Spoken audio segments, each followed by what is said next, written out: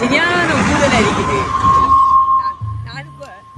நாங்கள் இப்போ நிவரேலியாவுக்கு வந்திருக்கோம். 12 வருஷத்துக்கு பிறகு பூத்திருக்க பூ, அது அற்புதமான பூ, குறிஞ்சி பூ, அழகா இருக்குது. அதை பார்க்க நாங்கள் வந்திருக்கோம். நான் சரியான குளிர். அதே மாதிரி கூதலாக பாருங்க, இது பூ ஃபுல்லாக பாருங்க, தேன் பூச்சிகள் அந்த தேனுங்கள் எடுத்துக்கு தெரியுது. பாருங்க பாருங்க, வளர்ச்சி பூக்கள் தான். உண்மையிலே மலையகம் என்றாலே தனி அழகு.